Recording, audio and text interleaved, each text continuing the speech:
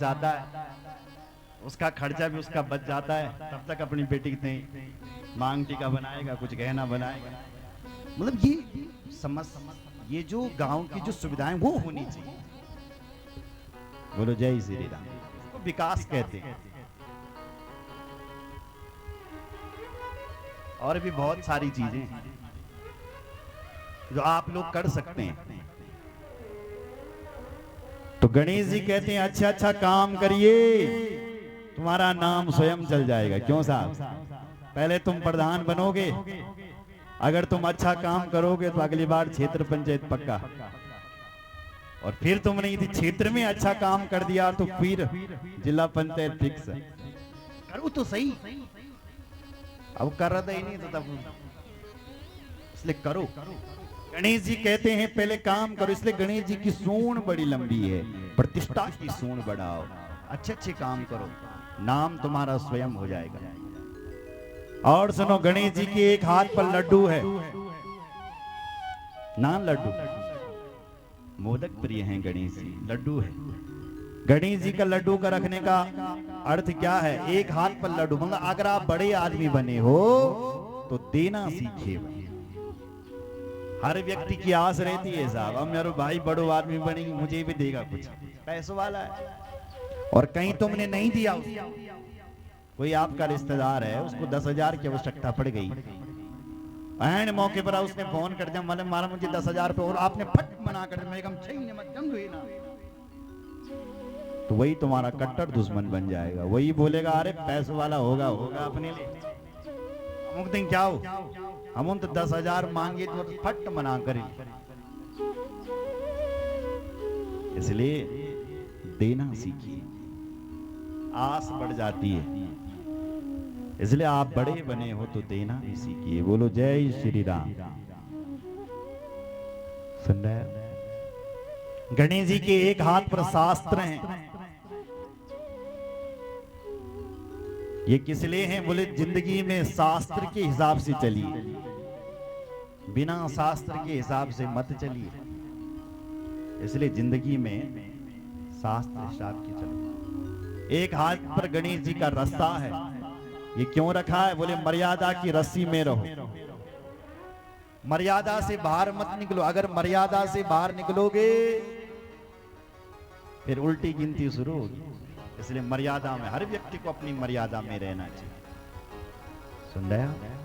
इसलिए गणेश जी के हाथ पर रास्ता है, शास्त्र है, जिंदगी में शास्त्र के हिसाब से चलो। लड्डू है, बोलो जय श्री राम। और एक दांत है, एक दांत के धनी बनिए। बोलो शंकर भगवान की जय। हर हर महादेव, हर हर महादेव। गणेश जी की कथा को प्रणाम किया। बोलो रामचंद्र भगवान की जय। यावत् पुनः समायाति वर्षान्ते च चतुर्थिका तावद् व्रतं च कर्तव्यम् तब चैव ममाज्ञया। जिस दिन वो बालक जीवित हुआ महाराज, भादों का महीना था, कृष्ण पक्ष था, चतुर्थी तिथि थी। उस दिन भगवान गणेश जी का प्रादुर्भाव हुआ। बोलो गणेश भगवान की जय।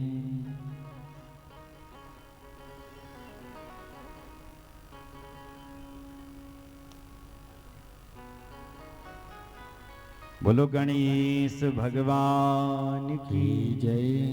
हर हर महादेव, हर हर महादेव।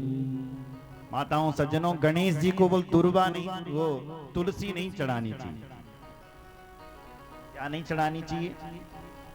तुलसी। भगवान गणेश तुलसी से नफरत करते हैं, तो गणेश जी पर क्या चढ़ाना चाहिए? बोले गणेश जी पर दुर्वा चढ़ाना चाहिए। तत्रापि तुलसी धन्या देव श्रेष्ठा महामुनि। त्यक्त्वा गणेशं सर्वेषां प्रतिदा सर्व कामदा। तत्रापि तुलसी धन्या। वैसे तो मां तुलसी धन्य है, पर गणेश जी को बोल तुलसी नहीं चढ़ानी चाहिए। त्यक्त्वा गणेशम सर्वेषाम, क्योंकि भगवान गणेश तुलसी से नफरत करते हैं, इसलिए गणेश जी को तुलसी नहीं। गणेश जी को दुर्वा चढ़ानी चाहिए। क्या चढ़ानी चाहिए? दुर्वा। दुर्वा का मंत्र है कांडात कांडात परुरहंति परुखः परुखस्परि। कांडात मतलब अलग अलग। दुर्वा का पेड़ नहीं होता। अच्छा, दुर्वा कैसा होता है? एक जगह पर दुर्वा लगाओ, वो फैलती चली जाएगी। कांडात कांडात में अलग अलग। परुरहंति परुखः परुखस्परि दूरवेण सहस्त्रेण सतेन च। कई सहस्त्र योजन तक, हजारों योजन तक पर दुर्वा चली जाएगी यदि आप एक जगह पर दुर्वा लगाओ। तो दुर्वा उन लोगों को गणेश जी पर खूब चढ़ानी चाहिए जो कि संतान ना हो रही, जिनकी संतान नहीं हो रही है, उनको गणेश जी पर दुर्वा है प्रार्थना करनी चाहिए। भगवान गणेश, जैसी ये दुर्वा हरी भरी है, हमारा परिवार भी हरा भरा रहे। जैसी ये दुर्वा फैलती चली जाती है, ऐसा हमारा वंश भी फैलता चले जाए, बढ़ता चले जाए। इसलिए भगवान पर गणेश पर दुर्वा चढ़ानी। देवी पुराण में कई बार लिखा है कि जिनकी संतान नहीं है उनको देवी पुराण सुनना चाहिए। अपुत्रो लभते पुत्रम दरिद्रो धनवान भवेत्। जिनके केवल पुत्र नहीं हो रहे हैं, उनके देवी भागवत सुनकर के पुत्र हो जाते हैं। अगर पुत्र कामना के लिए यज्ञ करवाना है तो देवी भागवत, हरिवंश पुराण, देवी भागवत पुराण या भगवान पर आप दुर्वा चढ़ाएं तो आपके यहाँ सुंदर संतान हो जाएगी। रविवार को तुलसी नहीं तोड़नी चाहिए, मंगलवार को और शुक्रवार को। रवि, मंगल और शुक्र, एकादशी, द्वादशी, अमावस्या और पूर्णिमा को भी तुलसी नहीं तोड़नी चाहिए। और गणेश जी को भी तुलसी नहीं चढ़ा। एक बार गणेश जी पुराणों को लिख रहे थे, वेद व्यास जी बोल रहे थे, भगवती तुलसी आई बद्री वन में और गणेश जी से कहने लगी, गणेश जी मुझसे ब्याह करो। तपस्या करने गई थी तुलसी। गणेश जी ने कहा, हम बाबा जी हैं, कहाँ हम ब्याह करेंगे, हम नहीं करते, अभी जाओ, बाद में देखेंगे। गणेश फिर तुलसी आई उसके बाद, गणेश जी क्या सोचा तुमने, ब्याह करो मुझसे। गणेश जी ने कहा, अब जाओ, मैं नहीं करने वाला। तुलसी फिर आई तुलसी, गणेश जी क्या सोचा, मुझसे विवाह करो। गणेश जी ने कहा, मैं नहीं करूं। तुलसी को क्रोध आ गया, गणेश जी को श्राप दे दिया, विवाह के लिए मना कर रहे हो, मेरा श्राप है कि तुम्हारा दो विवाह हो जाए। तो गणेश जी के 2 विवाह हो, रिद्धि और सिद्धि से। रिद्धि बुद्धि सहिताय श्रीमन महागणाधिपतये नमः। सिद्धि बुद्धि या रिद्धि सिद्धि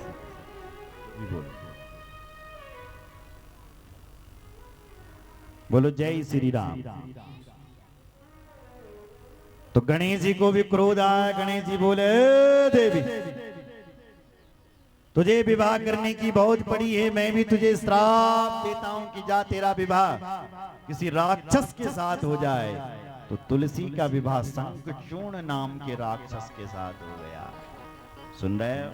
बोलो भक्त वत्सल भगवान की, हर हर महादेव। आगे युद्ध खंड। तारकाक्ष के पुत्र, तारकासुर के पुत्र तारकाक्ष, विंध्यमाली, कमलाक्ष, त्रिपुरासुर, ये सब भगवान शिव जी से लड़ने के लिए आए महाराज। भगवान शिव जी ने सबको इनको मुक्ति दी। हिरण्याक्ष भगवान शिव जी के साथ लड़ने आया, भगवान शिव जी ने उसको भी मुक्ति प्रदान कर दी। हिरण्यकश्यपु ये भी आए। बोलो नरसिंह भगवान की। आज जरा नरसिंह भगवान की कथा ही सुन लेते हैं। बोलो नरसिंह भगवान की जय। नरसिंह मंदिर में बैठे हैं, यहाँ महिषासुर, तारकाक्ष, विंध्यमाली, हिरण्याक्ष, हिरण्यकश्यपु, इन सब की कथा। इनको भगवान शिव जी ने काल के घाट उतारा। बोलो जय श्री राम। भगवान नारायण ने जब वराह रूप धारण करके जब हिरण्याक्ष को मारा था तो उसका भाई था हिरण्यकश्यप। वो भगवान का कट्टर दुश्मन बन गया। उसने मंदराचल पर्वत पर जाकर के ब्रह्मा जी की कठोर तपस्या कर दी। इतनी तपस्या किसके शरीर पर मिट्टी लग गई, दीमक लग गई शरीर पर। तब ब्रह्मा जी को दया आई और इसके पास गए और कहा, हे पुत्र वरदान मांग, वरदान मांग, तुझे क्या चाहिए?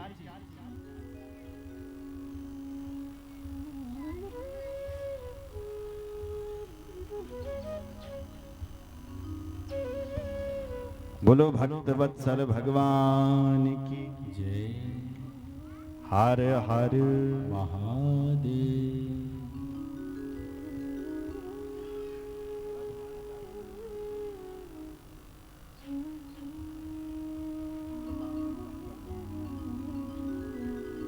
बोलो रामचंद्र भगवान की जय। शंकर भगवान जय। तो जब हिरण्यकश्यप तपस्या कर रहा था तो मिट्टी लग गई इसके शरीर पर। ब्रह्मा जी इसके पास गए और कहने लगे, भाई वरदान मांग। तो ये कहता है, ब्रह्मा जी मुझे अजर अमर बना दो। ब्रह्मा जी ने कहा, अजर अमर तो हम नहीं, तुझे कहां से बनाए? तब कहता है, महाराज फिर तो इसने वरदानों की झड़ी लगा दी।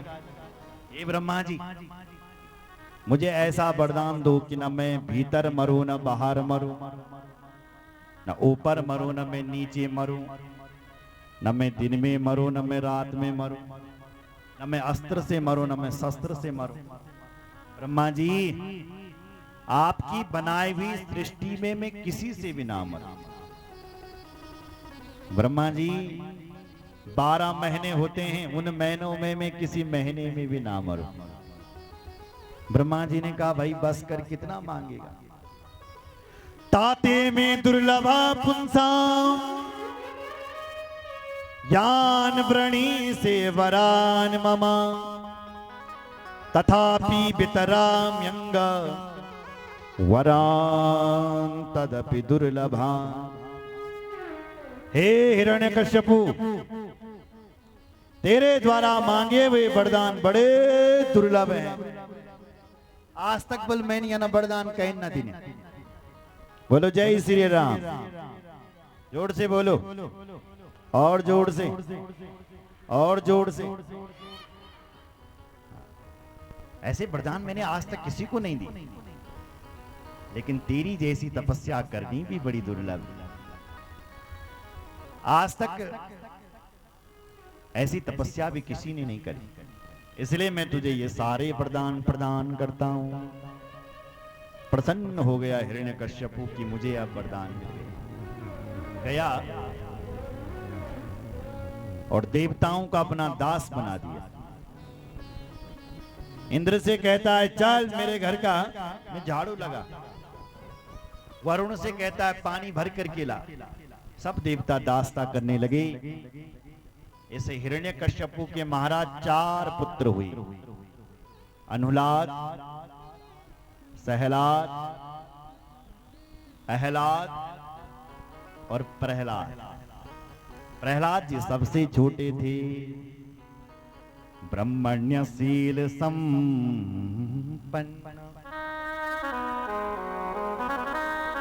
सत्यसंधो जितेन्द्रिय। प्रहलाद जी बल ब्राह्मणों के भक्त थे और शरणागत वत्सल थे। पर इन प्रहलाद जी को एक ग्रह लग चुका था। कौन सा ग्रह? कृष्ण ग्रह। कृष्ण ग्रह गृहीता नवेदा जगदीदृशम। कृष्ण ग्रह लग चुका था इन्हें। और ये ग्रह ऐसा है, सबसे पहले तो किसी को लगता नहीं है, और एक बार जिसको लग जाता है फिर किसी को छोड़ने वाला नहीं है। इसलिए इसको कहते हैं कृष्ण ग्रह। देखो भाई, और जो ग्रह हैं उनकी तो ग्रह शांति हो जाती है। कोई विद्वान पंडित जी आकर के ग्रह शांति कर देंगे, लेकिन कृष्ण ग्रह की शांति न हो बोलियो 10वें नंबर को ग्रह है। अरे भाई, किसी के ऊपर काला रंग चढ़ जाए, क्या उसके ऊपर दूसरा रंग चढ़ सकता है? नहीं, काला रंग पर कोई दूसरा रंग नहीं चढ़ता। कृष्ण मतलब काला, तो इनको ये कृष्ण रंग चढ़ चुका था, काला रंग। अच्छा, ये पता कैसे चले कि इनको काला रंग चढ़ गया, कृष्ण रंग चढ़ गया? इस रंग के लक्षण क्या है, ग्रह के लक्षण क्या है? तो लक्षण गिनाने लगे। क्वचित रुदति वैकुंठ चिंता सबल चेतना, क्वचित दसति तच्चिंता लद उदगायति, क्वचित रुदति